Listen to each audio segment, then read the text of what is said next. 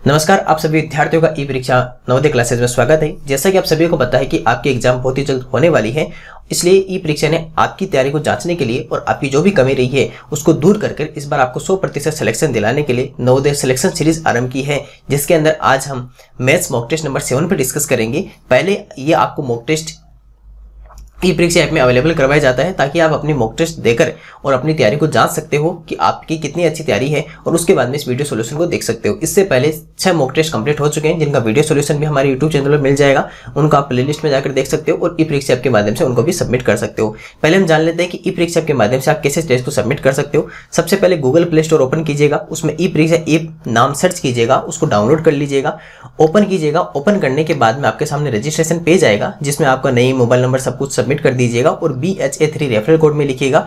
उसके बाद में रजिस्टर कर लीजिएगा। गोल में नवोदय सैनिक RMC एग्जाम गोल सेलेक्ट कीजिएगा और उसके बाद में नेक्स्ट पे क्लिक कीजिएगा। जैसे ही आप नेक्स्ट पे क्लिक करोगे तो आपके सामने होम स्क्रीन आ जाएगी, जहां पर क्विज लिखा होगा और क्विज में JNVST class 6 free mock test लिखा जाएगा, जिसको ओपन करने पर आपको न्यूमेरिकल एबिलिटी दिखाई देगा। बाद में यहाँ पर लैंग्वेज एबिलिटी और मेंटल एबिलिटी भी आ जाएगा। उसके बाद में जिस मीडियम में आप देना चाहो, चाहे इंग्लिश मीडियम या हिंदी मीडियम, जिस भी आप मीडियम में सबमिट करना चाहो उसमें आप जरूर सबमिट कीजिएगा और अपनी तैयारी को जांचिएगा। और उसके बाद में इस वीडियो सोल्यूशन को देखकर आपकी जो भी कमी रही है उसको दूर कीजिएगा।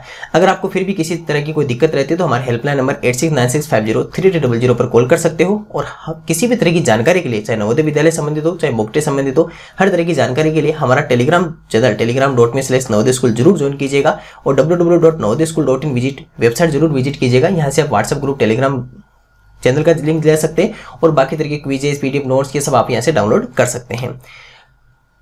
तो टेस्ट के क्वेश्चंस स्टार्ट करने से पहले आपके लिए एक बहुत ही इंपॉर्टेंट सूचना यह है कि आप हमारा ई परीक्षा नवोदय क्लासेस के यूट्यूब चैनल को सब्सक्राइब कर लीजिए और बेल आइकन को प्रेस कर ऑल को क्लिक कर दीजिएगा, ताकि आगे आने वाली हर तरह की न्यूज आपको मिल सके।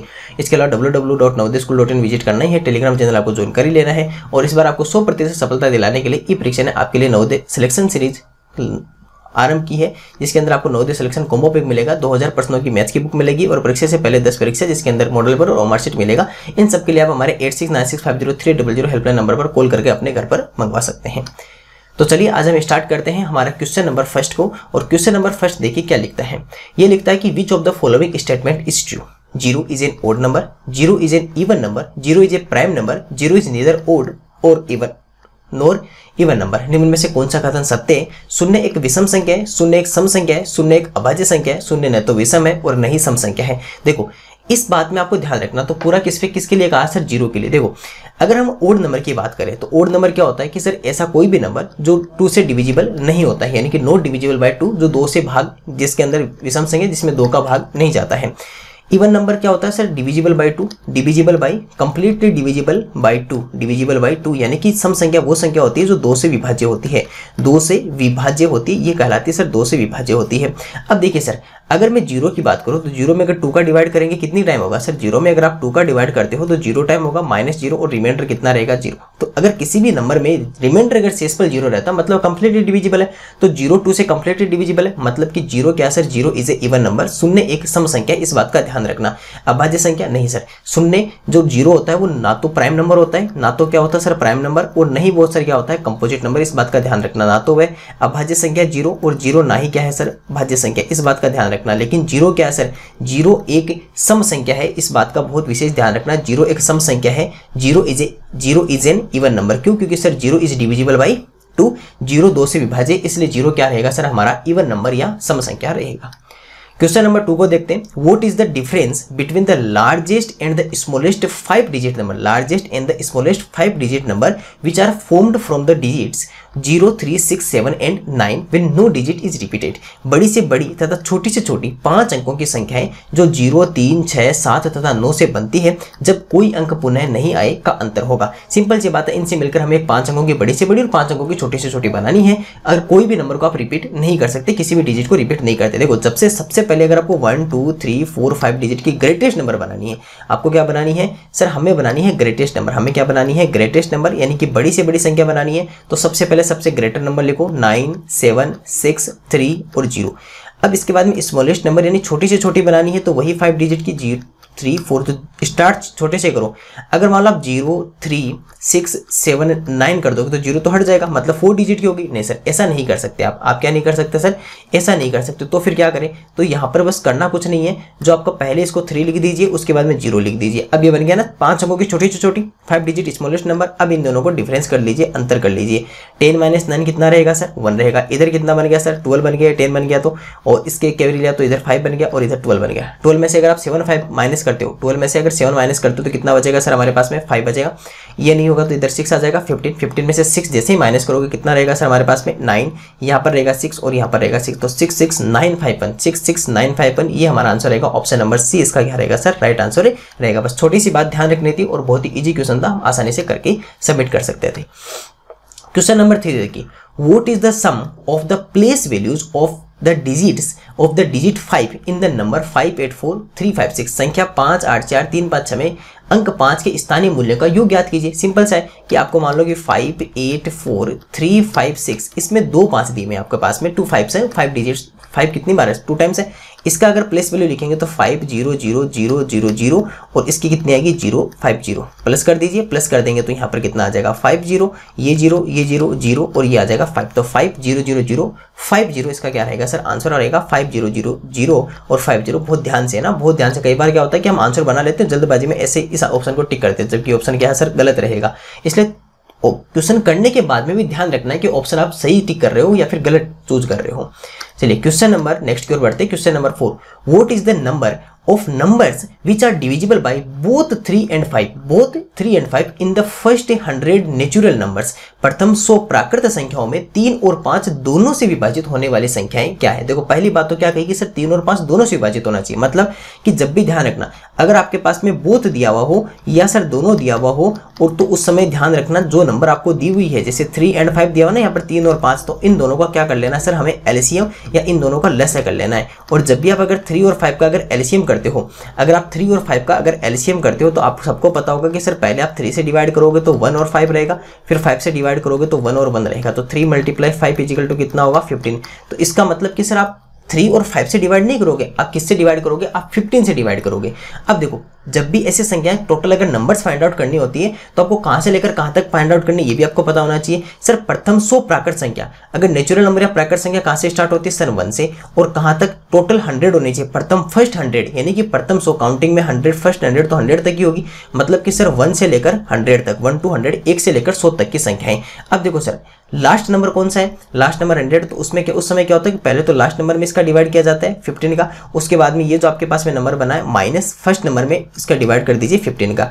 जब भी देखो 15 का अगर 100 में डिवाइड करोगे तो 15 6 कितना होता है 90, उसके ऊपर डिवाइड नहीं होगा तो 6 तक रख दो, ये तो इससे छोटा है तो इसमें तो 0 टाइम होगा, तो आंसर कितना आ गया 6। तो वो टोटल नंबर्स कितने हैं सर, वो नंबर है 6। इस बात का ध्यान रखना, ऐसा क्वेश्चन का एक पैटर्न होता है, इस बात का पैटर्न आपको पता होगा, और नहीं पता तो उसके बाद में ध्यान रखना, बोथ आएगा तो पहले एलसीएम करोगे, नहीं फिर सिंपल 3 का डिवाइड करोगे, फिर 5 का डिवाइड करोगे, लेकिन बोथ दिया हुआ है, दोनों दिया हुआ है, इसलिए आप 3 और 5 दोनों का एलसीएम करोगे, नंबर बनाओगे, फिर पहले तो जहां तक आपको जाना है लास्ट नंबर में डिवाइड करो, फिर फर्स्ट नंबर में डिवाइड करो। डिवाइड में केवल जैसे मान लो कि 100 में आप 15 का डिवाइड कर रहे हो तो आप सबको पता होगा 15 6 कितना होता है 90, इसके बाद में कितना बच जाएगा सर, यहाँ पर हमारे पास 10 बच जाएगा, इसमें इसका डिवाइड नहीं होगा तो बस यहीं तक रख दो। अब ये जो क्वेश्चन है भागफल है, हमें इसको क्या करना है सर, यहाँ पर आंसर लिखना है। इस तरह से इस क्वेश्चन को किया जाता है, इस तरह के जो भी आपके पास में क्वेश्चन रहेंगे उनको इसी तरह से आप सोल्व करोगे।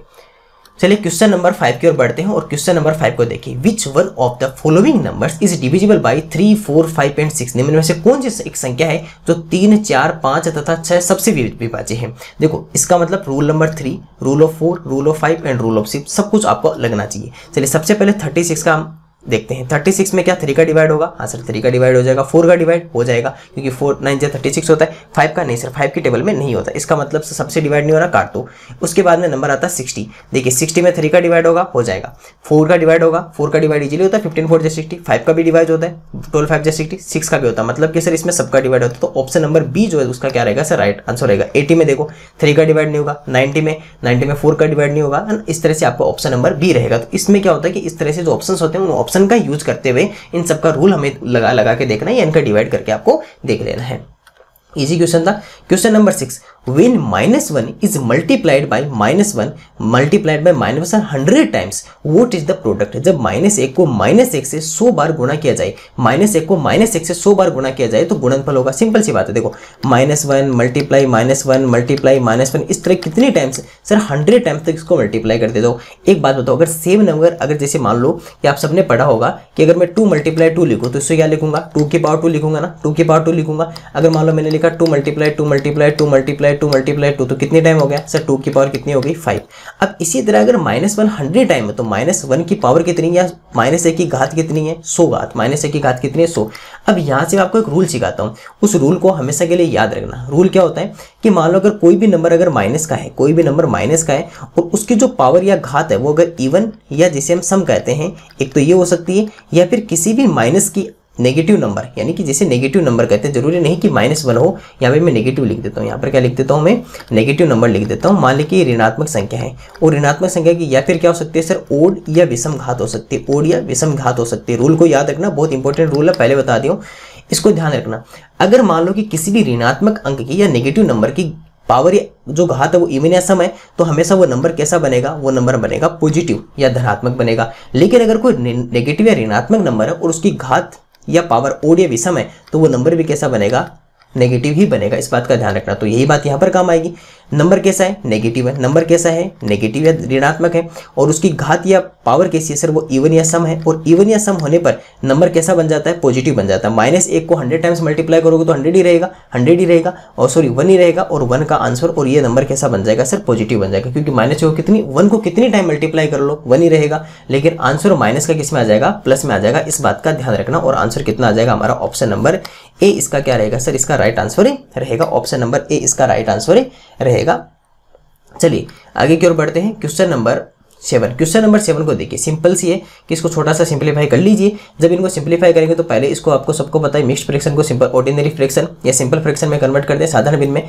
तो 15 टू जा 30 और ये कितना हो गया सर, 31/2, 31/2। अंदर कितना रहेगा sir, 12/5 multiply 5/8 plus bracket 7 divide by कितना रहेगा, 4 बन जा 4 और 4 और 3 कितना हो गया सर, 7/4 और ये ब्रैकेट और मल्टीप्लाई कितना रहेगा सर, 2 रहेगा। देखिए कुछ यहाँ से हट रहा है उसको हटा देते हैं, जैसे 5 से 5 हटा देते हैं और इसमें करेंगे तो 8 4 2 जा 8 और 4 3 जा 12। चलिए इधर लिखते हैं 31/2 माइनस कितना रहेगा सर, यहाँ पर ये आपस में मल्टीप्लाई होगा तो यहाँ पर बचेगा 3/2 प्लस ये कितना, मान लीजिए इसके नीचे कुछ नहीं तो डिनोमीटर में 1 लगा दीजिए। 7/1 जब भी डिवाइड होता है अगर फ्रैक्शन में तो वो किसमें बदलता है, मल्टीप्लाई में। और डिवाइड के आगे वाली जो फ्रैक्शन होती है वो क्या हो जाती है सर, उसका इन्वर्स हो जाता है, रेसिप्रोकल हो जाता है, उसकी पलटी लगा देते हैं। तो 4/7 ये कर दिया और मल्टीप्लाई कितना कर दिया सर, 2 कर दिया।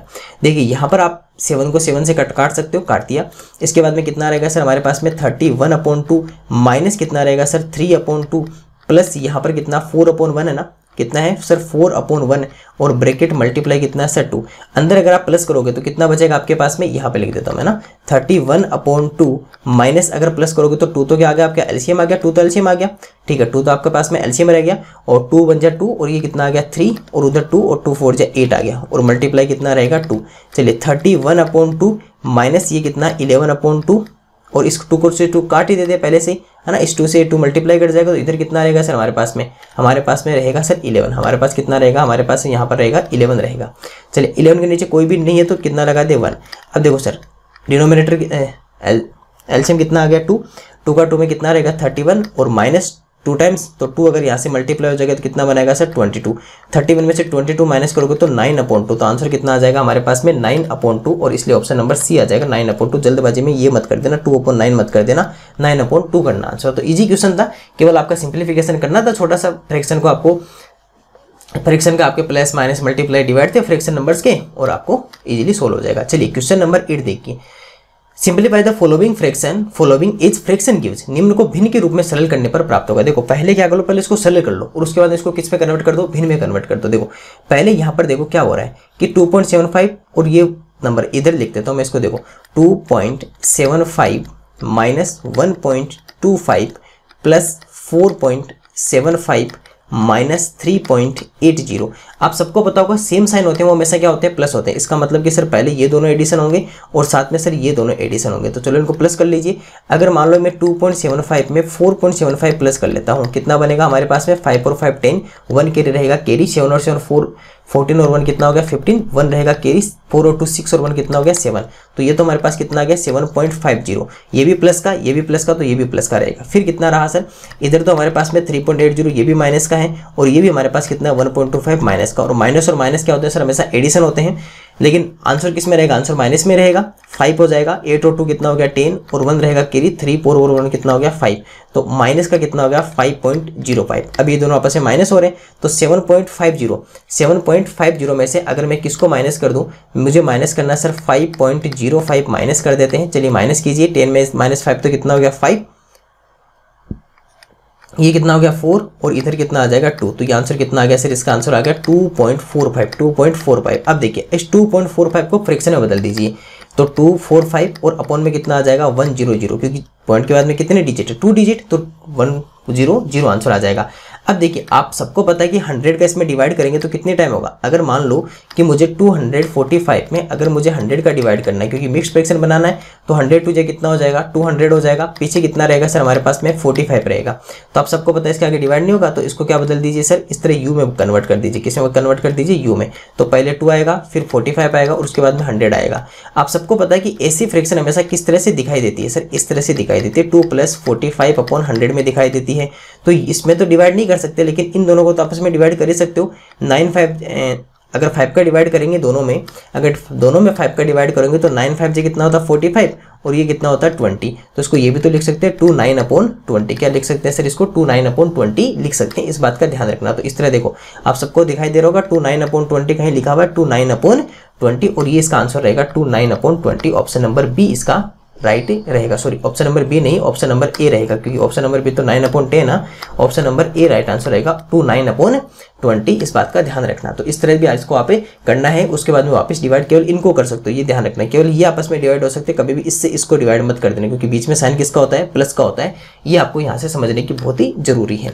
चलिए क्वेश्चन नंबर 9 की ओर पढ़ते हैं। 150% इज इक्वल टू 150% बराबर है। बताओ परसेंटेज जब भी हटाते तो डिवाइड में कितना आता है 100 आता है। जब 100 आ जाएगा तो आपस में काट दो, काट दोगे तो पता है आपके पास में, अगर मैं 0 से 0 काट दूं, पीछे कितना रहेगा 15/10। आपको पता है कि नीचे अगर 0 होता है तो पॉइंट कहीं नहीं तो लास्ट में होता है, और एक डिजिट छोड़कर इधर आ जाता है। तो 1.5 इसका क्या रहेगा सर, इसका आंसर रहेगा 1.5। कितना रहेगा 1.5 इसका आंसर रहेगा। जब भी लास्ट में पॉइंट कहीं नहीं होता तो कहाँ होता है, लास्ट में होता है, और 1 तो 1 डिजिट छोड़कर इधर पॉइंट आ जाएगा। Question number 10, in the afternoon at 3:05 it is written. दोपहर बाद 3:05 को क्या लिखेंगे। एक बात बताओ, जब भी आपने घड़ी देखी होगी तो घड़ी में जैसे ही आपकी दोपहर की 12 बजती है, यानी 12 नून होता है, तो ध्यान रखना 12 नून को क्या कहते हैं सर, पीएम कहते हैं, और इसके बाद में पीएम ही चलता जाता है। अब दोपहर बाद 3:05, और पहली बात तो 5 मिनट को 05 लिखोगे, पहले बता दें 5 को 05 लिखोगे, और पीएम तो ये भी किस में रहेगा सर, पीएम में ही रहेगा, यानी अपराह्न में रहेगा ना। पीएम को किस में लिखोगे सर, अपराह्न में लिखोगे, किस में लिखोगे, अपराह्न। दोनों बातें ध्यान रखना। तो देखो 3:50 पीएम नहीं होगा, 3:05 पीएम, 3:05 पीएम रहेगा ये। और इसके हिंदी में आपको अगर लिखना हो तो अपराह्न लिख सकते हो, इसका बात ध्यान रखना, अपराह्न भी आ सकता है। तो 3:05 को 3:05 पीएम या 3:05 अपराह्न लिखेंगे, ठीक है, ये बात ध्यान रखना। आगे की ओर बढ़ते हैं, सुबह को एम लिखते हैं। अगर आपको किसी भी तरह की जानकारी चाहिए, कुछ notes, PDF notes, WhatsApp group, Telegram channel का लिंक चाहिए, तो आप अपने फोन में जरूर सर्च करें www.navodayaschool.in, और आपको सारी चीजें यहाँ पे आपको जानकारी मिलती रहेगी। चलिए क्वेश्चन नंबर 11 देखते हैं। A passenger train running at A speed of 80 km/h leaves A railway station 6 hours after a goods train and overtakes a goods train in 4 hours. What is the speed of the goods train? एक यात्री गाड़ी जो 80 kilometre प्रति घंटा की चाल से चलती है, रेलवे स्टेशन से एक मालगाड़ी के 6 घंटे बाद चलती है तथा 4 घंटों में मालगाड़ी से आगे हो जाती है, तो मालगाड़ी की चाल क्या है। ऐसे क्वेश्चन को समझने के लिए आपको एक डायग्राम बनाना बहुत जरूरी है। डायग्राम जरूरी क्यों है, देखो यहाँ पर समझते हैं कि सबसे पहले देखो कि अगर मान लो कि सबसे पहले मान लेते हैं कि ये आपका क्या है सर, ये आपका स्टेशन है, ये आपका क्या है सर, स्टेशन है, ठीक है। स्टेशन को मैं थोड़ा सा नीचे की तरफ बनाता हूँ, ऊपर मालगाड़ी ले जाएंगे, नीचे की तरफ स्टेशन ले जाएंगे। ये मान लीजिए कि ये आपका स्टेशन है, यहाँ पर कौन था सर, स्टेशन था, और स्टेशन से आगे की तरफ आपको जाना है, ठीक है, आगे की तरफ जा रहे हो। पहले क्या था कि पहले सर एक गुड्स ट्रेन यानी कि जो मालगाड़ी थी, गुड्स ट्रेन जिसे मालगाड़ी कहते हैं, वो यहाँ से निकल चुकी है और वो कहाँ तक पहुँच गई सर, मान लो कि यहाँ तक पहुँच गई, यहाँ तक पहुँच गई और इसको चलते हुए कितना टाइम हो गया सर, 6 आवर्स। अब ये ट्रेन कहाँ पर है, गुड्स ट्रेन यहाँ पर है, ठीक है। अब ये जब यहाँ पर पहुँच चुकी, ये जब यहाँ पर पहुँच चुकी है 6 घंटे बाद में, तब यहाँ से गाड़ी चलना स्टार्ट होती है दूसरी। यहाँ से कौन सी चलना होती है, यहाँ पर एक पैसेंजर ट्रेन या फिर सवारी गाड़ी, पैसेंजर ट्रेन है, सवारी गाड़ी चलना स्टार्ट होती है। अब देखो क्या ये रुकी है, नहीं रुकी सर, ये भी चल रही है, ये भी चलती रहेगी और ये भी चल रही है। अब होता क्या है कि 4 घंटे बाद में इसको पकड़ लेते हैं। मान लेते हैं कि अब 4 घंटे, 6 घंटे तो पहले चल चुकी, 6 आवर्स तो ये चल चुकी, अभी 4 आवर्स ये भी तो चलेगी ना। तो मान लो कि 4 आवर्स में यहाँ तक पहुँच गई, ये अब ये अगले 4 आवर्स में यहाँ तक चली गई, जो अपनी गुड्स ट्रेन थी वो यहाँ तक चली गई। सॉरी, इसको ग्रीन से लिख देते हैं ना, तो दोनों एक साथ हो जाएगा पूरा। ये जो है ये गुड्स ट्रेन अब कहाँ पर आ गई सर, अब ये गुड्स ट्रेन यहाँ पर आ गई। ये जो मालगाड़ी थी वो मालगाड़ी अगले 4 घंटे में यहाँ तक पहुँच जाती है, क्योंकि अगले 4 घंटे और चलेंगे ना, 4 आवर्स और चलेगी। अब हुआ क्या कि सर जो नेक्स्ट 4 आवर्स थी, ये पैसेंजर ट्रेन भी यहाँ से चलना स्टार्ट हो चुकी थी। इसका मतलब ये इसको पकड़ लेते हैं ना, क्वेश्चन में साफ साफ लिखा हुआ है after 4 hours he overtakes the goods train. 4 घंटों बाद में मालगाड़ी से आगे हो जाती है। इसका मतलब कि 4 घंटे जैसे ही बीतते हैं, इसको चले हुए कितने घंटे हो गए सर, इसको चले हुए 4 घंटे हो गए और ये इसको यहाँ पर आकर पकड़ लेती है पैसेंजर ट्रेन को। अब देखो इतनी डिस्टेंस, अब आप खुद समझना कि सर यहाँ से लेकर यहाँ तक की जो डिस्टेंस थी, यहाँ से लेकर यहाँ तक की जो डिस्टेंस थी, यहाँ से लेकर यहाँ तक की जो डिस्टेंस थी, वो तो इसने तो कितने में कवर की, इसने पूरे में कितने में कवर की, इसने सर इसने कवर की 4 आवर्स में, जबकि इसने कितने में कवर की सर, इसने कवर की पूरे 6 + 4 इजिकल टू कितने में आवर्स में कवर की सर, 10 आवर्स में कवर की। दोनों में डिफरेंस समझो, जो गुड्स ट्रेन थी, मालगाड़ी थी, उसने तो 10 आवर्स में कवर की, जबकि पैसेंजर ट्रेन सवारी गाड़ी ने 4 घंटे में कवर कर दी। अब स्पीड किसकी दे रखी है सर, पैसेंजर ट्रेन की स्पीड आपको दे रखी है 80 किलोमीटर प्रति घंटा, और ये कितने की स्पीड से चलती है, ये चल रही है सर हमारी 80 किलोमीटर प्रति आवर की स्पीड से, 80 किलोमीटर पर आवर की स्पीड से चल रही है। तो ये इसका डिस्टेंस कितना हो गया, अगर आप डिस्टेंस निकालते हो तो आप सबको पता है distance is equal to speed multiply time, दूरी बराबर चाल गुणा समय। चाल कितनी है सर, 80 किलोमीटर प्रति घंटा, ये भी आवर में, ये भी आवर में। टाइम कितना है सर, 4 आवर्स, मतलब कि टोटल कितना हो गया सर, 320 किलोमीटर, 320 किलोमीटर। तो सर यहाँ से लेकर यहाँ तक की जो टोटल डिस्टेंस है वो अब हमें पता चल चुकी है कितनी है सर, 320 किलोमीटर की डिस्टेंस है। कितनी है सर, 320 किलोमीटर की डिस्टेंस है। अब देखिए सर, अगर हमें गुड्स ट्रेन की हमें स्पीड बतानी है, हमें क्या बतानी है, गुड्स ट्रेन की स्पीड बतानी है, हमें क्या बतानी है, गुड्स ट्रेन या मालगाड़ी की स्पीड बतानी है। और स्पीड का या चाल का सूत्र क्या होता है, डिस्टेंस अपॉन टाइम, दूरी बट्टे समय होता है। आप सबको पता है कि चाल का सूत्र क्या होता है, दूरी बट्टे समय। एक बात बताइए, जो मालगाड़ी थी वो कितनी दूर चली, वो भी 320 किलोमीटर, 320 किलोमीटर वह चली थी, 320 किलोमीटर ये चली सर, उसने भी 320 किलोमीटर चला था। लेकिन एक बात बताओ, इसको यहाँ से चलकर और यहाँ तक पहुँचने में, यहाँ से चलकर यहाँ तक पहुँचने में उसको कितना टाइम लगा था, यहाँ से चलकर उसको यहाँ तक पहुँचने में कितना टाइम लगा था, आप ये बताइए। इसको यहाँ से चलकर यहाँ तक पहुँचने में कितना टाइम लगा था, तो आप कहोगे सर गुड्स ट्रेन को 6 आवर तो यहाँ तक चले थे और 4 आवर्स, तो टोटल कितने लगे, 10 आवर्स या 10 घंटे उसको टोटल लगे थे। उसको कितने लगे थे, 10 घंटे। तो टोटल टाइम कितना लगा, 10 आवर्स। तब बताओ कितना, 0 से 0 काट दिया तो कितना, 32 किलोमीटर प्रति घंटा, 32 किलोमीटर पर आवर क्या रहेगी सर, गुड्स ट्रेन की स्पीड कितनी थी, 32 किलोमीटर पर आवर या 32 किलोमीटर प्रति घंटा रही थी। तो एक अच्छा क्वेश्चन था, एक बहुत ही अच्छा क्वेश्चन है।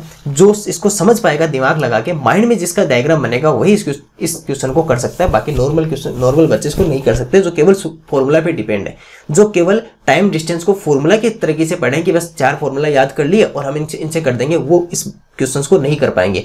जो सच में क्वेश्चंस ऐसे क्वेश्चंस के साथ में मिले हुए हैं कि जिन्होंने ऐसे क्वेश्चंस देखे हैं कि उनके अंदर हम सोच सकते हैं। जैसे यहाँ पर हमें सोचना होगा कि इसको टोटल 6 आवर्स से चला, फिर 4, अभी रुकी नहीं है। कुछ बच्चे क्या करेंगे, इसको 6 आवर्स तक रोक देंगे, ये भी चल रही है और ये भी चल रही है, पैसेंजर ट्रेन भी चल रही है, गुड्स ट्रेन भी चल रही है, तो टोटल 10 आवर्स और इसको कितने 4 आवर्स में इसने इतनी दूरी कवर कर ली। अब डिस्टेंस कहाँ से पता चली सर, ये वाली हमें दे रखी थी पहले से, तो इसकी स्पीड और टाइम को यूज करके हमने डिस्टेंस कवर की। फिर इतनी डिस्टेंस हमने जब गुड्स ट्रेन को या मालगाड़ी को चलाई तो उसको 10 आवर्स का टाइम लग रहा था, तो इसका मतलब उसकी स्पीड कितनी थी, 32 किलोमीटर प्रति घंटा या 32 किलोमीटर पर आवर उसकी स्पीड रहेगी। अच्छा क्वेश्चन था, एक बार इसको वापस देख लेना। चलिए question number 12, if a person travels 30 kilometre per hour, he reaches his destination 10 minutes late while traveling at 42 km per hour, he reaches his destination 10 minutes early. The distance covered will be. यदि एक व्यक्ति 30 kilometre प्रति घंटा की चाल से जाता है तो गंतव्य पर 10 मिनट देरी से पहुंचता है, जबकि 42 किलोमीटर प्रति घंटा की चाल से चलने पर वह अपने गंतव्य पर 10 मिनट पहले पहुंच जाता है, तो तय की गई दूरी होगी। ये भी एक अच्छा क्वेश्चन है, सुनना।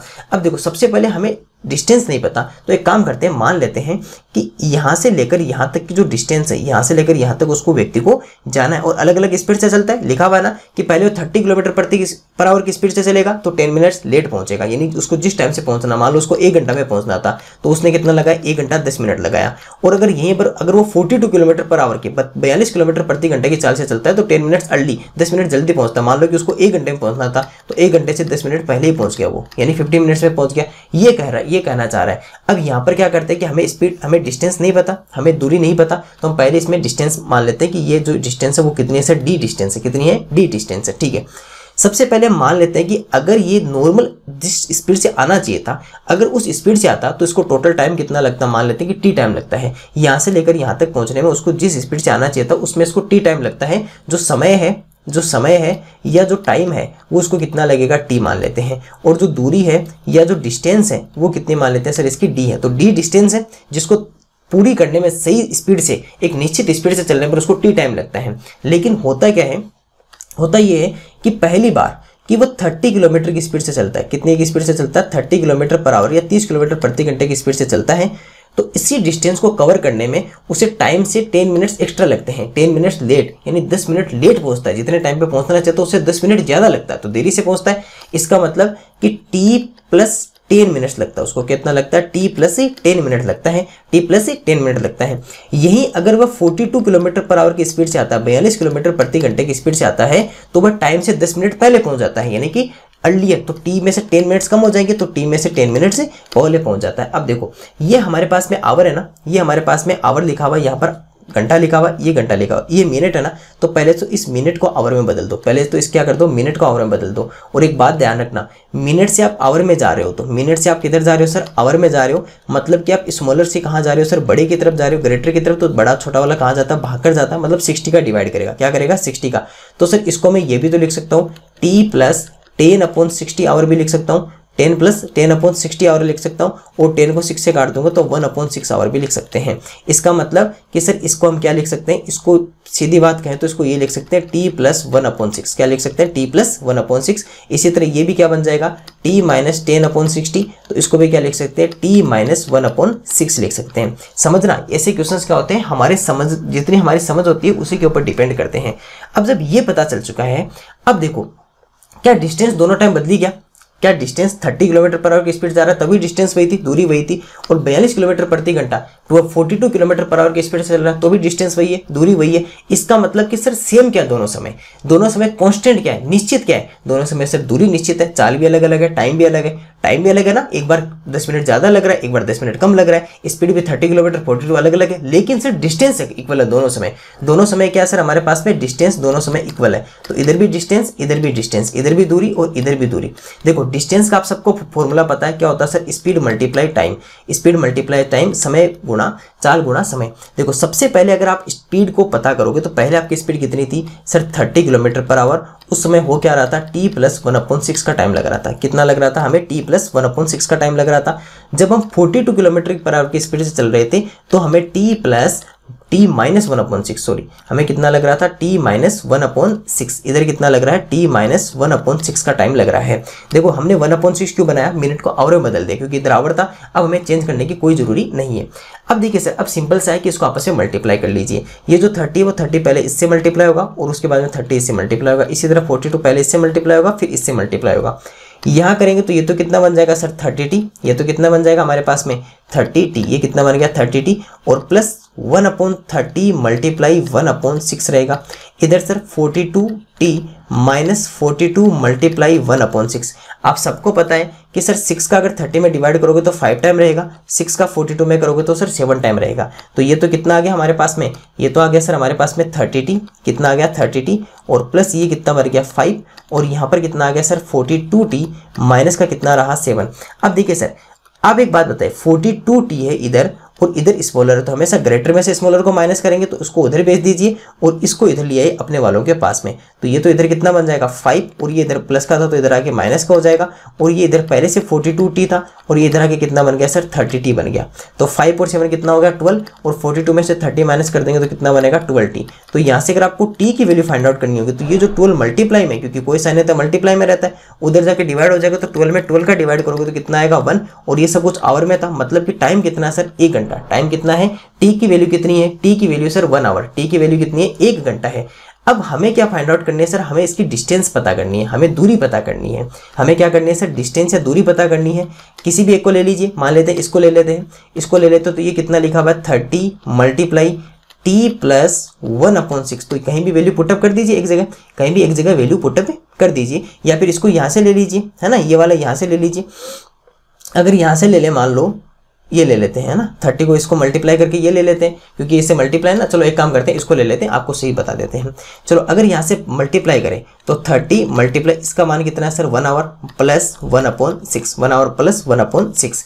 अब देखो 30 अगर इससे मल्टीप्लाई होगा तो इससे 30 बनेगा, और उससे कितना बनेगा सर 30 प्लस 30 मल्टीप्लाई 1/6, 30 मल्टीप्लाई 1/6। तो ये तो आपको पता है कितना बचेगा सर 5 बचेगा यहाँ पर, तो 30 ये रहा और 5 ये रहा, तो आंसर कितना आ जाएगा 35 किलोमीटर, 35 किलोमीटर। और इसलिए आपकी इसकी डिस्टेंस कितनी आ जाएगी सर, इसकी 35 किलोमीटर या 35 किलोमीटर क्या रहेगी सर, इसकी डिस्टेंस रहेगी। तो एक बहुत ही अच्छा क्वेश्चन है, बहुत ही अच्छा क्वेश्चन है। ऐसे क्वेश्चन आने पर बहुत सारे बच्चे इस क्वेश्चन को स्किप भी करेंगे या इस क्वेश्चन में फंस कर अपना टाइम पूरा खराब कर देंगे, और इस तरह के बच्चे अपने बाकी क्वेश्चन से पीछे हो जाएंगे और उनका सिलेक्शन रुक जाएगा। तो एक बार के लिए इस क्वेश्चन को आप वापस से देखिएगा, वीडियो को वापस बैक करके इस क्वेश्चन को एक बार खुद देखिएगा, फिर उस क्वेश्चन को वापस बनाएगा। और ये क्वेश्चन, ऐसे क्वेश्चन आपके एग्जाम में आने पर आपको अगर नहीं आता तो ज़्यादा टाइम खराब नहीं करना है ऐसे क्वेश्चंस पर, ऐसे क्वेश्चंस को स्किप करके आगे बढ़ जाना है, क्योंकि ऐसे क्वेश्चंस आने पर बहुत ही कम बच्चे बना पाएंगे और ऐसे क्वेश्चन पर टाइम खराब बहुत जल्दी से ज़्यादा होता है। तो पहले जब भी आप कोई भी पेपर करो तो पहले हमेशा जो आपको आते हैं उनको जल्दी करो। अगर मान लो ऐसा क्वेश्चन आपके पास में आ गया और इसके जैसा क्वेश्चन है और आपको नहीं आ रहा, तो उस पर टाइम मत देना ज़्यादा, उसको छोड़ देना, उसको एक बार के लिए छोड़ देना। पहले जो आ रहे, क्योंकि ऐसा क्वेश्चन क्या होगा कि आपके 10 से 15 मिनट या 20 मिनट ले जाएगा, और फिर क्या होगा कि जो आपको आ रहे थे वो क्वेश्चन भी छूट जाएंगे। तो ऐसे क्वेश्चन आने पर अगर आपको ज़्यादा लग रहा है कि नहीं सर मेरा तो अब ये तो नहीं बनेगा मेरे से, तो उसको छोड़ दो, उससे आगे बढ़ो। क्योंकि अगर आप एक क्वेश्चन छोड़कर अगर आप 4 क्वेश्चन बना रहे हो तो कितना अच्छी बात है, आपके 4 क्वेश्चन सही हो रहे हैं। अगर एक क्वेश्चन में फंसने के बाद में आपके अगर 10 क्वेश्चन छूट रहे हैं तो गलत बात है ना। ऐसे क्वेश्चन बहुत सारे बच्चे स्किप भी करते हैं, लेकिन आपको एक बार के लिए क्वेश्चन देख लीजिए। मान लो कि ऐसा क्वेश्चन इस बार और आ जाए तो एक बार के लिए इस क्वेश्चन को वापस देख लीजिए। ये वाला क्वेश्चन और इसके पीछे वाला क्वेश्चन, दोनों क्वेश्चन अच्छे क्वेश्चन थे, तो दोनों क्वेश्चन को एक बार वापस देखिएगा, वापस बनाइएगा। चलिए क्वेश्चन नंबर 13 देखिए। 5045 ग्राम इज इक्वल टू 5045 ग्राम बराबर है, किसके बराबर है सर? देखो पहली बात, ग्राम को केजी में कन्वर्ट करना, तो आप सबको पता है कि sir 1 kg is equal to कितना होता है सर 1000 ग्राम होता है। कितना होता है 1000 ग्राम। यहाँ पर लिखा हुआ सर 5000 ग्राम लिखा हुआ ना, 5000 ग्राम, तो 5000 तो इसका तो कितना बन जाएगा सर 5 kg बन जाएगा, और उसके बाद में कितना लिखा हुआ 45, तो ये कितना रहेगा सर 45 ग्राम रहेगा। तो इसका मतलब 5 kg and 45 gram, 5 kg and 45 gram. Option number B इसका क्या रहेगा सर, राइट आंसर रहेगा। ये ध्यान रखना है 45 पर 450 नहीं है, तो 5 किलो और 45 ग्राम, 5 kg एंड 45 ग्राम। ये तो बहुत ही इजी क्वेश्चन था। चलिए question number 40, what is the volume of the cuboid obtained by placing 2 solid cubes of side 10 centimetre side by side, 10 semi भुजा वाले 2 ठोस घनों को साथ साथ रखने पर प्राप्त घराव का आयतन क्या होगा? ये भी कीजी क्वेश्चन है। देखो मान लो कि एक ऐसा घराव बनाया हुआ है ना, ये घराव बनाया हुआ है सर हमारे पास में एक क्यूब या एक घन बनाया हुआ है, जिसके साइड 10 सेंटीमीटर, और इसके बराबर ही हमने एक दूसरा घन रख दिया। इसके बराबर क्या रख दिया सर हमने, कि दूसरा घन रख दिया, और जिसकी भी साइड कितनी है सर, जिसकी भी साइड कितनी 10 सेंटीमीटर। अब एक बात बताओ, दोनों घनों को प्लस कर दें, दोनों घनों को क्या कर दें सर, प्लस कर दें, तो यानी इसका जो वॉल्यूम है और इसका वॉल्यूम है, दोनों वॉल्यूम क्या हो जाएंगे, प्लस हो जाएंगे ना। तो पहले तो इसका वॉल्यूम बताओ कितना होगा। अगर इसका वॉल्यूम करेंगे तो 10 का स्क्वायर, 10 का क्यूब, और इसका भी कितना होगा सर 10 का क्यूब, यानी कि 10 और 10 का जो क्यूब होता है वो कितना होता है सर 10 मल्टीप्लाई 10, और इसका मतलब कितना हो गया 1000 क्यूबिक सेंटीमीटर, 1000 क्यूबिक सेंटीमीटर या 1000 घन सेमी। तो 1000 प्लस 1000 तो दोनों मिलाकर कितना हो गया सर हमारे पास में 2000 सेंटीमीटर क्यूब, 2000 सेंटीमीटर क्यूब या 2000 घन सेमी, 2000 घन semi cubic centimetre, 2000 cubic centimetre, 2000 घन सेमी इसका क्या रहेगा सर आंसर रहेगा, जिसे हिंदी में कहते हैं सर घन सेमी कहा जाता है। ध्यान रखना हिंदी में क्या कहा जाता है इसे, घन सेमी क्यूबिक सेंटीमीटर 2000, क्योंकि इसका 1000 इसका 1000 दोनों को आपस में मिला दिया, आपस में मिलाकर बनाया तो कितना हो गया 2000 क्यूबिक सेंटीमीटर हो जाएगा इसका आंसर। चलिए क्वेश्चन नंबर 15 की ओर देखते हैं। यहाँ पर क्या लिखा हुआ है, the length of a rectangular plot, the length of a rectangular plot is twice its breadth. जो लेंथ है वो क्या है सर ट्वाइस इट्स ब्रीथ, इस ब्रीथ की क्या है सर ट्वाइस है। A square swimming pool of side 8 centimetre, square swimming pool of side 8 centimetre occupies 1/8 of the plot, the length of the plot is. एक आयताकार प्लॉट की लंबाई जो इसकी चौड़ाई की दोगुनी है, 8 मीटर भुजा वाला एक वर्गाकार तरणताल इस प्लॉट का 1/8वां भाग घेरता है, तो प्लॉट की लंबाई क्या है। देखो सबसे पहले मान लेते कि ये एक आयताकार प्लॉट है और इसकी जो लेंथ है वो क्या सर ब्रीथ की ट्वाइस है, ट्वाइस ऑफ ब्रीथ। तो यहाँ पर क्या करते हैं, मान लेते हैं कि जो ब्रीथ है ये ब्रीथ मान लेते हैं अक्स है, ब्रीथ क्या है सर अक्स है, तो लेंथ कितनी हो जाएगी 2x हो जाएगी, लेंथ कितनी हो जाएगी लंबाई कितनी होगी हमारे पास में 2x होगी, तो ये कितनी है सर 2x। अब इसमें कहा कि इसके अंदर एक स्विमिंग पूल बना है, इसमें एक तरणताल बना हुआ है, तो मान लेते हैं कि ये तरणताल बना हुआ है इस जगह बना हुआ है और ये इस पूरे भाग का कितना हिस्सा घेरता है सर, इस पूरे भाग का 1/8 हिस्सा लेता है, यानी एरिया लेगा। और इसकी साइड कितनी है सर, इसकी साइड है 8 मीटर, इसकी साइड कितनी 8 मीटर दी हुई, कितनी दी हुई है सर इसकी साइड कितनी दी हुई 8 मीटर इसकी साइड हमें दी हुई है। तो पहले तो ये देखो कि अब ये टोटल इसका एरिया कितना है, ये टोटल एरिया कितना लेता है पहले तो इसका बताओ। तो सर अगर हम स्क्वायर के एरिया की पता करें, ये जो आपके पास में स्विमिंग पूल है, ये आपके पास में जो स्विमिंग पूल है उसका एरिया कितना हो जाएगा 8 मीटर का स्क्वायर हो जाएगा, 8 मीटर का स्क्वायर तो मतलब कितना हो गया सर 64 मीटर स्क्वायर हो गया, ठीक है ये तो पता चल गया। अब इस टोटल एरिया का यानी कि जो रेक्टेंगल है उस पूरे का कितना हिस्सा ले रहा है सर 1/8, तो पहले तो बताओ कि इसका टोटल एरिया कितना है। तो सर अगर रेक्टेंगल का एरिया निकालोगे, इस पूरे रेक्टेंगल का एरिया निकालोगे तो लेंथ इंटू ब्रीथ, लंबाई गुणा चौड़ाई, मतलब कि सर 2x को x से मल्टीप्लाई करोगे तो x और x आपस में मल्टीप्लाई होकर कितना बन जाएगा x स्क्वायर, और ये कितना बन गया सर 2x स्क्वायर। तो टोटल एरिया कितना है सर इसका 2x स्क्वायर है। और अब देखो इसका 1/8 है ना, इस पूरे एरिया का 1/8 है, मतलब 2x स्क्वायर का या ऑफ मल्टीप्लाई, और इसका कितना है 1/8। इसका 1/8 एक्चुअल में कितना होता है, इसका एक्चुअल में 1/8 कितना होता है, यहाँ पर 4 आ जाएगा डिवाइड करने पर, तो x स्क्वायर अपॉन 4 इसका 1/8 होता है। अब यही जो 1/8 है वो किसके बराबर है सर, इसके बराबर साफ साफ लिखा ना, इसका 1/8 हिस्सा घेरता है, तो इसका मतलब कि सर ये हो गया कि जो x स्क्वायर अपॉन 4 है, जो आपके पास में x स्क्वायर अपॉन 4 है उसकी वैल्यू कितनी है सर 64 मीटर स्क्वायर है, कितनी है सर 64 मीटर स्क्वायर है। अगर x स्क्वायर की वैल्यू निकालेंगे तो ये डिवाइड वाला कहाँ चला जाएगा मल्टीप्लाई में, तो 64 मल्टीप्लाई 4।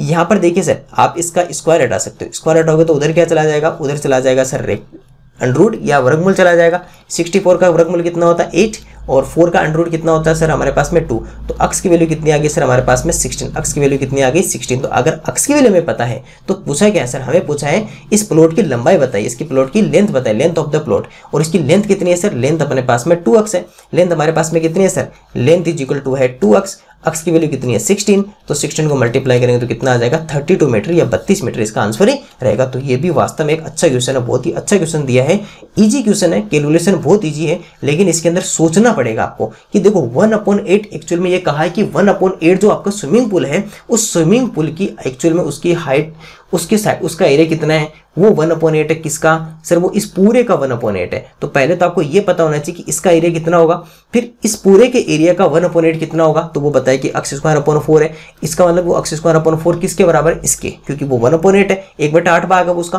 फिर हम जब इक्वल करेंगे तो x की वैल्यू आ जाएगी और x की वैल्यू से फिर हम आप इसको वैल्यू फाइंड आउट कर देंगे। ये भी एक अच्छा क्वेश्चन है। तो तीनों क्वेश्चन हमारे पास में बहुत ही अच्छे अच्छे क्वेश्चन थे, इनको आपको जरूर देखना। पहले देखो स्टार्टिंग में इजी था, उसके बाद में अच्छे अच्छे क्वेश्चन आने लगे। चलिए आगे देखते हैं। There are 500 eggs in a box. There are 500 eggs in a box. 3/25 part eggs are broken. 4/5 of the remaining eggs were sold. What is the number of remaining eggs? एक डिब्बे में 500 अंडे हैं, 3/25 भाग अंडे टूट गए हैं, शेष अंडों का 4/5 भाग हमने बेच दिया गया है, तो शेष अंडों की संख्या क्या है। देखो ये भी एक अच्छा क्वेश्चन है। पहले बताओ कि टोटल जो बॉक्स था उस टोटल बॉक्स में कितने अंडे थे सर, 500 एग्स थे, 500 अंडे थे, ठीक है।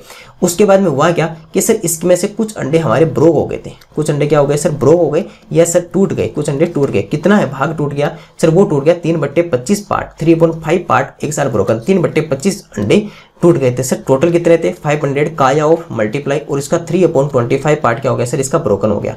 तो इसका अगर डिवाइड करेंगे तो 5 2 जा 25 2 जा 50 और 20, तो ये कितना हो गया सर 60 एग्स जो है हमारे पास में 60 अंडे क्या हो गए सर इसके अंदर टूट गए। अब क्या कहा कि सर रिमेनिंग का 4/5 पार्ट हमने क्या कर दिया, सोल्ड कर दिया। बच्चे हुए अंडों का 4/5 भाग बेच दिया। पहले तो अब कितने अंडे बचे, तो 5 अंडे टोटल थे, उसमें से 60 अंडे हमारे क्या हो गए, टूट गए। तो पीछे कितने रहे सर, 440 एग्स, 440 अंडे हमारे पास क्या रहे थे सर, पीछे शेष रहे थे। अब क्या करते हैं सर, इसमें से इसका तो 440 का हमने कितना सेल कर दिया, इसमें कर देते हैं सेल या बेच दिया। तो 440 का कितना पार्ट सर, 4/5 पार्ट, 4/5 भाग, 4/5 पार्ट या 4/5 भाग बेच दिया। देखो 5 का इजीली डिवाइड हो सकता है इसके अंदर, 5 का डिवाइड करोगे तो 5 8 जा 40 और 5 8 जा 40, 88 को 4 से मल्टीप्लाई कर लीजिए तो 8 4 जा 32, 3 कैरी रहेगा, 8 4 जा 32 और 3 हमारे पास कितना हो गया, 32 और 3 हमारे पास हो जाएगा सर 35। तो 352 एक्स हमने क्या कर दिए, बेच दिए।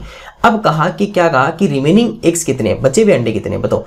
पहले आपके पास कितने थे, 500, 60 अंडे, एक्स आपके टूट गए, 352 एक्स क्या हो गए सर, हमने बेच दिए। तो हमने टोटल कितने माइनस कर दिए, तो सर हमने 352 क्या कर दिए, सेल कर दिए, 60 हमारे टूट गए, तो हमने टोटल कितने हटा दिए, 6 और 5 11 1 और 412 हमने क्या कर दिया सर, हटा दिए। टोटल कितने थे 500 में से 412 तो कुछ टूट गए, कुछ हमने बेच दिए। पीछे कितने रहे सर, 10 में से अगर 8 -2 माइनस करोगे 8 रहेगा और ये इधर 9 आ जाएगा, ये इधर 4 आ जाएगा, ये 9 - 8 तो हमारे पास 88 एग्स अभी भी हमारे पास क्या है सर, बचे हुए हैं। 88 अंडे हमारे पास अभी भी पड़े हैं। तो ये हमारे पास क्या sir, option number B answer रहेगा। तो इजी क्वेश्चन था, लेकिन थोड़ा सा आपको सोचना था। जो इसमें सही ढंग से सोचेगा, जिसकी थिंकिंग पावर अच्छी है, वो इस क्वेश्चन को कर पाएगा। बाकी बच्चे इसमें कंफ्यूज हो जाएंगे। तो सारे क्वेश्चन देखो एक से बढ़कर एक है। तो ऐसे पेपर में क्या होता है कि ऐसे पेपर में पता चलता है कि कौन सा बच्चा रट कर आया है और कौन सा बच्चा अपनी थिंकिंग को डेवलप करके आया है। तो आप सबको थिंकिंग डेवलप करनी है, आपको रटी हुई बातें नहीं सीखनी है। रटी ऐसे नहीं कि 4 फॉर्मूले आपने याद कर लिए और उससे आप काम हो जाएगा, नहीं, आपको अपनी थिंकिंग डेवलप करनी है, सोच को बढ़ाना है, सोचने को बढ़ाना। इसीलिए जब ऐसे टेस्ट आप करते हो ना, तब आपको पता चलता है कि एक्चुअल में आप कितना सोच पा रहे हो और कितना आप रटके का अपना सूत्र से काम ले रहे हो। तो जरूर ऐसे टेस्ट आपको, इसीलिए हम ई परीक्षा में ऐसे टेस्ट, हर टेस्ट में ऐसे क्वेश्चन जानबूझकर डाले जाते हैं ताकि आप सोच सको क्वेश्चन के लिए, आप रटो नहीं, सोच सको।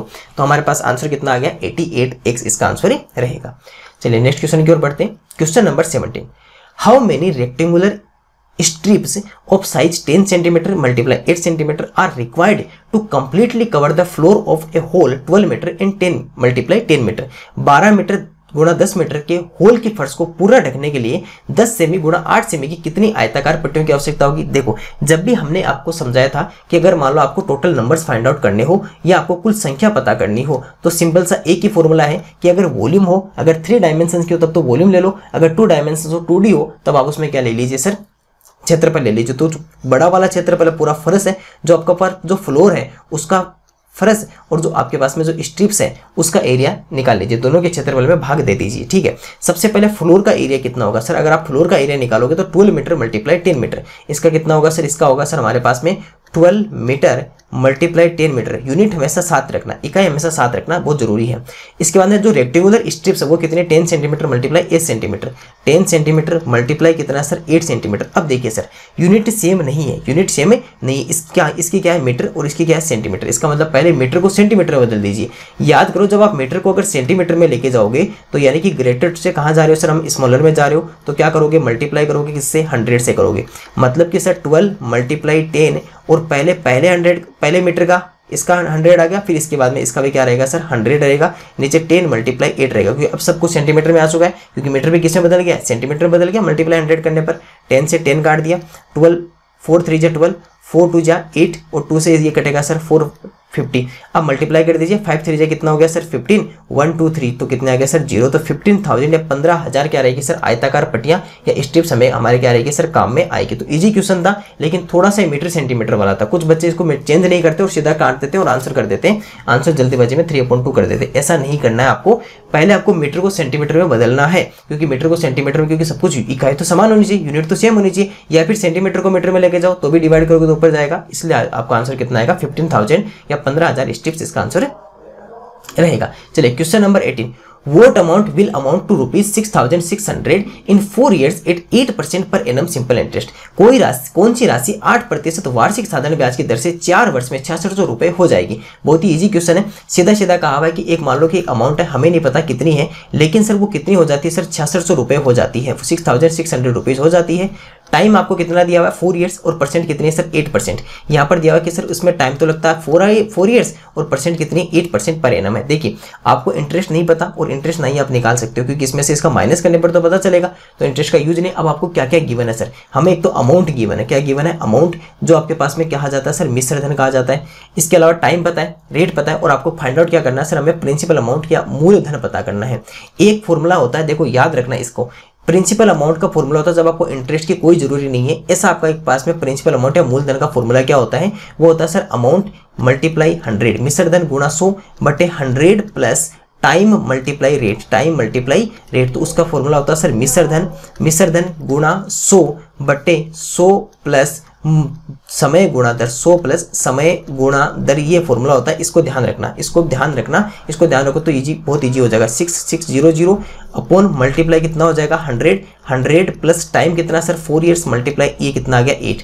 अब देखिए सर 6600 मल्टीप्लाई कितना हो गया 100 और नीचे कितना आ जाएगा 8 4 जा 32, तो ये कितना बन गया सर 132। देखो 132 में 11 का डिवाइड हो रहा है, कैसे करके देख लीजिए, 11 बन जाए 11, पीछे कितना बचेगा सर 2 और 2 तो 11 2 जा 22, इधर भी ये हो रहा है तो इधर भी कितना आ जाएगा सर 600 आ जाएगा क्योंकि 11 6 66 होता है। अब यहाँ पर देखिए सर इसको भी हम और ज़्यादा सिंप्लीफाई कर सकते हैं, कैसे, अगर मान लो मैं 600 मल्टीप्लाई 100 अपॉन 12 लिख रहा हूँ तो आपको पता है 12 का इसमें डिवाइड होता है, तो 12 5 जे कितना हो जाएगा सर 60, तो 50 और आंसर हमारे पास कितना आ जाएगा 5000, तो कितना आ जाएगा सर 5000 रुपीज़। तो वो आंसर कितना था सर 5000 रुपीज़, इसका क्या था प्रिंसिपल अमाउंट या मूलधन था। 5000 रुपये क्या रहेगा सर इसका मूलधन रहेगा। तो ध्यान रखना, अगर आपको अमाउंट या मिश्र धन दिया हो, टाइम गिवन हो, समय दिया हो और रेट आपको दर आपको दी हुई हो और फिर आपको मूलधन पूछ ले, प्रिंसिपल अमाउंट पूछ ले, बिना इंटरेस्ट का यूज किए हुए भी आप सोल्व कर सकते हो। Amount multiply 100 upon 100 plus time multiply rate, मिश्र धन गुणा 100 बटे 100 प्लस समय गुणा दर, इसका यूज करके आप क्या निकाल सकते हो सर मूलधन या प्रिंसिपल अमाउंट निकाल सकते हो। विदाउट इंटरेस्ट का यूज करते हुए केवल अमाउंट से सीधा निकाल सकते हो, ये आप फॉर्मूला ध्यान रखना। Question number 19, there is a loss on selling an article for ₹500। There is a loss on selling an article for ₹500. Had this article been sold for ₹700, the shopkeeper would have gained thrice the loss he incurred earlier. What is the cost price of this article? एक वस्तु को 500 रुपए में बेचने पर जो हानि होती है, यदि इस वस्तु को 700 रुपए में बेचा जाता तो दुकानदार को पहले होने वाली जो हानि है उससे 3 गुना लाभ होता है, तो इस वस्तु का क्रय मूल्य होता है। ऐसे क्वेश्चन भी केवल वही बच्चा बना सकता है जिसने केवल प्रॉफिट लॉस फॉर्मूला बेस्ड नहीं पढ़ा है, जिसने ऐसे क्वेश्चन भी पढ़े हैं कि सर मैं माइंडली भी क्वेश्चन कर सकता हूँ, ऐसे क्वेश्चन ध्यान रखना। चलिए, और इसके अलावा देखो प्रॉफिट लॉस की मैंने पीडीएफ डाली हुई है, प्रॉफिट लॉस की सारी क्लासेस भी हम अपलोड की हुई है, उसको भी एक बार जरूर देख लेना। देखिए यहाँ पर अगर देखो सबसे पहले क्या कहा कि सर देखो हमेशा जब भी ऐसे क्वेश्चन होते हैं ध्यान रखो, सीपी हमेशा क्या होती है सीपी या क्रय मूल्य, जो सीपी या जो क्रय मूल्य होता है वो हमेशा बीच में होता है। सबसे पहले क्या कहाँ पर होता है बीच में। अब देखो पहले क्या हुआ सर, हमने पहले इसको 500 रुपीज में सेल कर दिया, 500 रुपए में बेचा, तब हमें हानि हुई थी। अब देखो हानि कब होता है, जब हम सीपी से कम पे बेचते हैं, यानी क्रय मूल्य क्या होता है खरीदा गया मूल्य, कॉस्ट प्राइस। अगर उससे कम मूल्य पे बेचोगे, अगर उसको कम प्राइस में बेचोगे तभी तो हानि होगी। मतलब हानि कहाँ होगी सर, इससे पीछे की तरफ हानि कहाँ होगी, इससे पीछे की तरफ। आपने कितने रुपए में सेल कर दिया सर 500 रुपीज में, और आपको क्या होगा सर लॉस या सर जिसे क्या कहते हैं हानि होगी। उसके बाद में क्या हुआ, उसके बाद में सर इसको 700 रुपीज में सेल किया, 700 रुपए में बेचा, तो हमें इसका क्या हुआ प्रॉफिट हुआ। तो यहाँ पर देखो प्रॉफिट कब होगा, आगे की तरफ जाएंगे। हमने कितने रुपए में सेल किया सर 700 रुपए में सेल किया, और उस समय हमें क्या हुआ, हमें हुआ सर प्रॉफिट या सर जिसे क्या कहते हैं सर लाभ, प्रॉफिट या जिसे क्या कहते हैं लाभ कहते हैं। अब देखो फिर क्या लिखा हुआ है कि जब इसको 700 रुपीज में आपने सेल किया तो आपने कितना गेन किया, थ्राइस द लॉस, हानि से 3 गुना लाभ कमाया। मान लो कि हानि हो रही थी आपको x रुपीज की, हानि कितने रुपीज की हो रही थी x रुपीज की, तो आपने प्रॉफिट कितना लिया हानि का 3 गुना, thrice gain thrice the loss का थ्राइस मतलब इसका आपने 3x आपने क्या कर लिया सर, हमने टोटल गेन कर लिया, यानी कि हानि का 3 गुना हमने क्या किया सर यहाँ पर गेन किया, या फिर हमने इसका लाभ 3 गुना लिया था। अब देखो यहाँ से लेकर यहाँ तक टोटल डिस्टेंस कितनी है, अगर हम देखें तो डिस्टेंस मान लो रुपीज कितने, तो x प्लस 3x तो टोटल कितने हैं सर 4x, टोटल कितने हैं 4x, और वैसे कितना है 500 से 700 के बीच में माइनस करेंगे तो कितना आएगा सर 200। अब एक बात बताओ, ये जो 4x है ये तो 200 है, 4x है वही तो क्या है सर हमारे पास में 2x है। तो सर देखिए 4x को अगर आप 200 के इक्वल रखते हो तो x की वैल्यू कितनी आ जाएगी, ये मल्टीप्लाई होता है, ये डिवाइड में आ जाएगा, तो 200 अपॉन 4 हमारे पास कितना आ जाएगा 50। मतलब कि सर x की वैल्यू कितनी है 50 है, x की वैल्यू कितनी है 50। अगर मान लो कि ये 50 होता तो 500 का लॉस हो रहा है, अगर मैं इसमें 50 और प्लस कर दूं तो हम कहां पहुंच जाएंगे सर, ये 50 प्लस करते हैं हम यहां पहुंच जाएंगे, कहां पर पहुंच जाएंगे सीपी पे पहुंच जाएंगे। मतलब कि सीपी एक्चुअल में कितनी थी 500, ये प्लस वो 50, तो टोटल हमारी सीपी कितनी थी 550, कॉस्ट प्राइस कितनी थी 550। इधर भी लाओगे तो भी वही बात है, इसमें से वापस माइनस करके आ जाओ, पीछे आ जाओगे तो माइनस कर दोगे, आगे जाओगे तो प्लस कर दोगे, तो सीपी यहाँ से निकलकर हमारे पास में आ गई। इधर से करोगे तो 3 5 50, 150 माइनस कर दो। तो देखो ये हमें यहाँ से ध्यान रखना है कि अक्स और 3x टोटल मिलाकर कितना हो गया 4x। यहाँ से यहाँ तक कि टोटल जो आपके पास में अगर हम नंबरिंग देखें तो 4x है, और वैसे कितनी है सर 200 है, मतलब 4x किसके इक्वल है, 4x किसके इक्वल है सर 200 के इक्वल है। तो अक्स की वैल्यू कितनी आ गई 50, और अगर अक्स की वैल्यू रखकर हम वापस आगे की चले गए तो हमारे पास में कॉस्ट प्राइस या क्रय मूल्य कितना आ गया सर हमारे पास में 550 या 550 क्या रहेगा सर इसका कॉस्ट प्राइस से रहेगा। तो अच्छा क्वेश्चन है, वापिस देखना है इसको। आज वाले टेस्ट में 5 अच्छे क्वेश्चन ऐसे हैं जो केवल वही कर सकता है जिसके पास में सच में सोचने की क्षमता है, जिसकी थिंकिंग पावर डेवलप है। कोई भी बिना जो फॉर्मूला का, देखो ये क्वेश्चन फॉर्मूला वाला नहीं कर सकता, इसके पीछे हमने 1 2 और देखे थे टाइम डिस्टेंस वाले, वो भी जो फॉर्मूला बेस्ड है वो बच्चा नहीं कर सकता है। इसलिए इस टेस्ट को वापस देखिएगा, वापस पूरा सोल्व कीजिएगा और ऐसे क्वेश्चन सोचने का काम कीजिएगा। और ऐसे क्वेश्चन से हमारे जो मैथ प्रैक्टिस बुक है उसके अंदर भी ऐसे क्वेश्चन दिए हुए हैं, इसलिए आपको वो भी जरूर अपने घर मंगवाइएगा और आप उसको सोल्व कीजिएगा। हमारे जो मॉडल पेपर और ओमार शीट है उनमें भी ऐसे क्वेश्चंस आपको दिए हुए हैं। चलिए question number 20, a fruit seller buys lemons at 2 rupee and 2 for a rupee and sells them 5 for a rupee, what is his profit percent. एक फल विक्रेता 1 रुपए के 2 के हिसाब से नींबू खरीदता है तथा 3 रुपए के 5 के हिसाब से बेचता है, उसका प्रतिशत लाभ क्या होगा। 3 रुपए के यहाँ पर लिख दीजिए 543 रुपीज, 543 रुपी, ये थोड़ा सा इसमें टाइपिंग मिस्टेक है तो यहाँ पर लिख लीजिए 543 रुपी। तो ये क्या करता है, उसका प्रतिशत लाभ आता है। देखो सबसे पहले इसकी क्या है सर, सबसे पहले इसकी कॉस्ट प्राइस निकालते हैं। पहले इसकी क्या निकालते हैं, कॉस्ट प्राइस या क्रय मूल्य कितना है। तो सर कॉस्ट प्राइस या क्रय मूल्य कितना दिया हुआ है, ये कह रहा है कि सर 1 रुपए में 2 नींबू क्या करता है सर, खरीदता है। 1 रुपए के 2 के साथ है, 2 lemons for a rupee, 2 lemons for a rupee, मतलब कि सर 2 लेमन्स हैं वो कितने रुपए में लेता है सर, 1 रुपए में लेता है। कितने रुपए में लेता है सर, 1 रुपए में लेता है। ध्यान रखो हमेशा प्रॉफिट और लॉस किस पे होता है, हमेशा क्वांटिटी 1 कर लेता है। क्वांटिटी कितने कर लेते हैं 1, तो यहाँ पर एक काम करते हैं 1 लेमन बना लेते हैं। कितना बना लेते हैं, 1 लेमन बना लेते हैं। तो जो 2 है वो कहाँ चला जाएगा, डिवाइड में, मतलब कि 1/2 रुपी, 1/2 रुपी। तो 1 लेमन या 1 नींबू कितने में मिलता है सर हमें, 1 नींबू कितने में खरीदते हैं सर, 1/2 रुपए में। हमेशा ध्यान रखो क्वांटिटी को 1 बना लो, ऐसे क्वेश्चन हमेशा क्वांटिटी को 1 बना लेना। फिर से इसका एसपी या विक्रय मूल्य कितना है, एसपी या विक्रय मूल्य कितना है तो वो भी देख लेते हैं। उसमें क्या लिखा हुआ है 543 रुपी, 543 रुपी, 3 रुपए के 5, 3 रुपए के 5। देखो 3 लेमन्स और वो कितने हैं सर, 5 रुपये। कितने रुपीज के हैं, 5 रुपये। तो इधर भी जो लेमन्स है उसको भी 1 बना लीजिए। तो 1 लेमन अगर बनाएंगे तो ये कहाँ चला जाएगा, अपन में चला जाएगा। तो सर रुपीज 5/3, रुपये कितना होगा 5/3, तो 5/3 रुपये में बेचता है। अब साफ साफ लिखा हो कि हमें क्या पता है, हमें कहा कि सर प्रॉफिट परसेंट बताओ, यानी कि होगा तो प्रॉफिट कब होता है, जब हम इससे ज़्यादा में बेच देते हैं। इसका मतलब ये हमारे पास प्रॉफिट हो जाएगा। तो प्रॉफिट या लाभ का मतलब क्या होगा, पहले इसको माइनस करो, कितना हुआ। तो सर 5/3 एसपी था, उसमें से 1/2 को माइनस कर दीजिए। एलसीएम करेंगे तो कितना बचेगा हमारे पास में 6 आएगा। 3 और 2 का एलसीएम हमेशा 6 होता है। अगर इसमें 3 का 6 में डिवाइड करेंगे तो कितने टाइम होगा, 2 टाइम। मल्टीप्लाई कर दीजिए तो कितना बचेगा 10, माइनस 2 का 3 में 6 में 3 टाइम्स, तो मल्टीप्लाई करेंगे तो कितना बचेगा सर हमारे पास में 3। तो अपने पास में कितना आ गया 7/6 रुपीज़ का क्या हो गया था सर हमारे पास में प्रॉफिट हो गया था। लेकिन सर हमें तो प्रॉफिट परसेंट चाहिए। जब भी ध्यान रखो प्रॉफिट किस पे डिपेंड करता है सर, सीपी पे, और मल्टीप्लाई किससे होगा 100 से। लाभ प्रतिशत अगर आपको पता करना है तो लाभ हमेशा किस पे निर्भर है, तो लाभ हमेशा निर्भर है सर क्रय मूल्य पे, और क्रय मूल्य कितना हो जाएगा सर गुणा 100। अब देखिए सर लाभ कितना हो रहा है सर 7/6 का, कितना हो रहा है सर 7/6 का। इसको ऐसे नहीं लिख के ऐसे लिख लीजिए ताकि आपको और अच्छे से समझ में आ जाएगा सर 7/6 का। और क्रय मूल्य एससीपी कितना सर हमारा 1/2 है, और मल्टीप्लाई कितना हो जाएगा 100। ऐसे क्वेश्चन जब भी करते हो तो ये वाला तो यहाँ डिवाइड में आ जाएगा और ये वाला चला जाएगा सर ऊपर मल्टीप्लाई में। तो मतलब कि सर 7 मल्टीप्लाई तो 2 आ गया, और नीचे कितना रह गया सर, नीचे कितना रह गया सर हमारे पास में 6, और मल्टीप्लाई कितना आ गया 100। मल्टीप्लाई कितना आ गया हमारे पास में 100 आ गया है।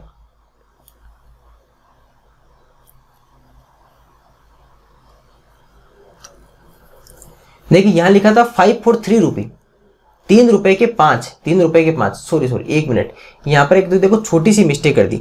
यहाँ पर 5 नींबू 3 रुपए के, यहाँ पर क्या है सर हमारे पास में 543 रुपी, 3 रुपए के 5 है। सॉरी यहाँ पर है ना ऐसी मिस्टेक हो जाती है, कोई बात नहीं। सॉरी देखिए यहाँ पर हम इसमें चेंज करते हैं। यहाँ पर लिखा हुआ है कि सर हमें मिलते हैं 5 नींबू है जो 3 रुपए के, 5 नींबू कितने के सर 3 रुपए के, 3 रुपए के 5 के हिसाब से 3 रुपीज। यहाँ पर इसमें चेंज कर दीजिए। तो यहाँ पर क्या होगा सर, यहाँ पर जब 1 लेमन बनाओगे तो यहाँ पर कितना होगा 3/5 आएगा। कितना आएगा 3/5। इसके बाद में यहाँ वाला थोड़ा सा चेंज कर लीजिए, बाकी सारा सेम रहेगा, ये थोड़ा सा इसको चेंज कर लेते हैं, ठीक है, इसमें से इसको हटा देते हैं।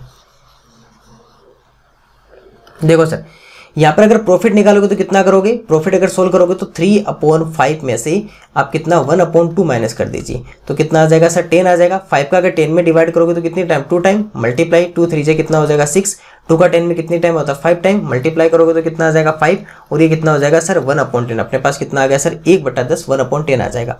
अब देखिए प्रॉफिट तो हमारे पास कितना आ गया 1/10, और क्रय मूल्य कितना था सर हमारे पास में 1/2, और मल्टीप्लाई कितना रहेगा 100 रहेगा। ऐसे क्वेश्चन में क्या होता है सर, ये तो यहाँ पर आ जाता और ये कहाँ चला जाता है सर, ऊपर की तरफ चला जाता है। तो ऊपर तो कौन होगा 1 × 2, नीचे की तरफ कौन है 1 × 10, और मल्टीप्लाई कितना रहेगा सर हमारे पास में 100 रहेगा।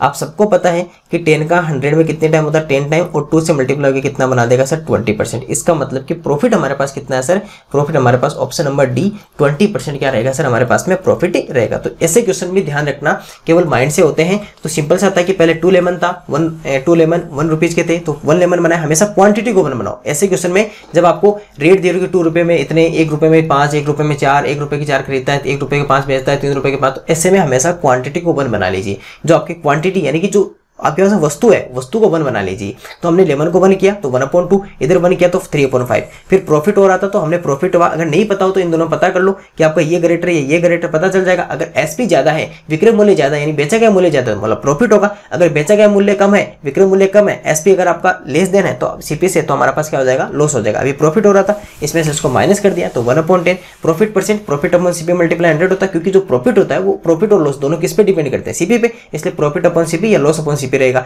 लाभ बटे क्रय मूल्य या हानि बटे क्रय मूल्य गुणा 100 रहेगा परसेंट में बदलने के लिए। और फिर हमने जैसे वैल्यू पुटअप की तो ये नीचे 100 सबसे नीचे होता है ऊपर चला जाता है, और जो ऊपर के डिवाइड में है वो नीचे आ जाता है। और इस तरह इसका आंसर कितना आ गया 20% आ गया। तो आज के टेस्ट में 5 से 6 क्वेश्चन ऐसे थे जो सच में आपको माइंड से ही करने थे, वही बच्चा कर सकता है जो माइंड से कर सकता है। ऐसे क्वेश्चंस को वापस देखिएगा, और इसी तरह के क्वेश्चंस को और समझने के लिए हमारी वेबसाइट को www.navodayaschool.in विजिट कीजिएगा। यहाँ से टेलीग्राम चैनल और व्हाट्सएप ग्रुप ज्वाइन कर लीजिएगा, और telegram.me/navodayaschool को गूगल में सर्च करके टेलीग्राम चैनल में आप जरूर ज्वाइन कीजिएगा, ताकि आपको हर तरह की न्यूज, मॉक टेस्ट से संबंधित हो, एग्जाम से संबंधित हो, हर तरह की न्यूज आपको मिलती रहेगी। और 8696503800 पर कॉल या व्हाट्सएप करके भी लिंक ले सकते हो। और आपकी जो मैथ्स प्रैक्टिस बुक है, नवोदय का जो सिलेक्शन कॉम्बो पैक है, वो भी आपको अपने घर पर जरूर मंगवाएगा, जिसमें मैथ्स की 2000 प्रश्नों की बुक मिलेगी, साथ में 10 मॉडल पर और 10 अवार्ड सेट आपको मिलेंगे। वो भी एक बार घर मंगवा कर जरूर उसको ज्वाइन कीजिएगा और उसको सोल्व कीजिएगा, समझिएगा। परीक्षा से पहले 10 परीक्षा देकर अपनी तैयारी को बेहतर कीजिएगा, और इसी तरह हमारे साथ जुड़ते रहिएगा। और बाकी आपके लिए जल्दी और टेस्ट आने वाले हैं, उन सभी टेस्ट को भी सबमिट करके उनका वीडियो सॉल्यूशन देखकर अपनी तैयारी को बेहतर करते रहिएगा। और हम आपके लिए यही आशा करते हैं कि इस बार आप 100% सफलता लेकर आपके और अपने माँ बाप के सपने को जरूर पूरा कीजिएगा। Thank you.